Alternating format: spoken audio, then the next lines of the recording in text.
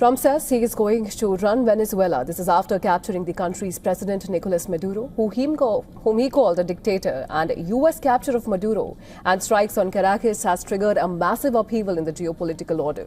Additionally, it has also raised many questions, with allies and foes of Washington and Caracas expressing disquiet. China and Russia have condemned, so has France. EU too has expressed concerns, and the biggest question that hangs in what will happen next as Venezuela remains in chaos. The U.S. has framed the operation as a part of a modern interpretation of the Monroe Doctrine, reviving a centuries-old policy, the policy first declared in 1823, that warned foreign powers to stay out of the Americas. And nearly 2 centuries, the doctrine has served as the foundation of U.S. influence in Latin America, sometimes as diplomacy, often as intervention.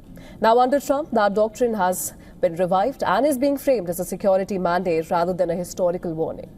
U.S. officials argue the operation against Maduro was not an act of war, but they termed it as a law enforcement mission aimed at dismantling alleged narco state tied to drug cartels. By labeling the action a cartel takedown, the administration bypassed Congress and asserted its right to act unilaterally in the region.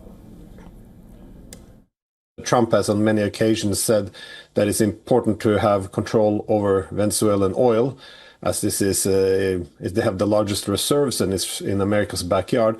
But on the wider theme, I think this corresponds well with the new U.S. national security strategy, which recognizes that the U.S. need to control the Western Hemisphere in a new imperialist version of the Monroe Doctrine. Venezuela's close allies have strongly condemned the move. Moscow remains one of its biggest oil buyers from Venezuela. Russia has urged Washington to release Venezuelan President Maduro and his wife. Meanwhile, Beijing has responded strongly, calling it a violation of international law. In a statement, it says that it is deeply shocked and strongly condemns the U.S.'s blatant use of force against a sovereign state and its action against its president. Experts say that the U.S. action has significant ramifications beyond Caracas, and there are apprehensions that what could be the next target of President Trump. In the past, Trump had said that he wants to take over Greenland. The U.S. president has also offered to make Canada its 51st state. The former Indian Minister of State for External Affairs, M.J. Akbar, said that this move by the United States could trigger a very serious kind of instability. This is clearly a political action rather than, under the guise of a law and order case. And to that extent, I think it is evident that even America's strongest allies are showing and displaying concern, because once you start breaking the rule of law in search of political compliance, then you have triggered off a dynamic which can create instability of a very, very serious kind. Even Europe, which has long questioned Maduro's legitimacy, has raised serious concerns about the legality and implications of the U.S. operation. European Commission President Ursula von der Leyen says that any political transition in Venezuela must be peaceful, democratic, and in full compliance with international law. France has sharply condemned the U.S. raid. French Foreign Minister calls it a blatant violation of the principle of non-use of force. European leaders caution that unilateral action by permanent members of the UN Security Council could have grave consequences for global security. Now, Trump says that he is going to not just run the country for now, but rebuild the oil infrastructure of Venezuela.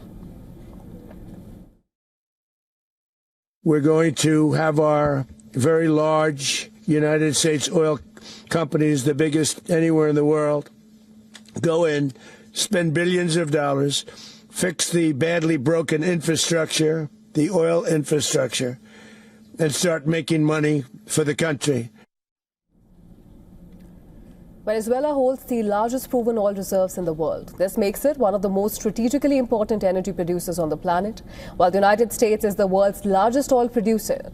Most American crude is light and sweet. It's ideal for gasoline production, but limited when it comes to other refined products.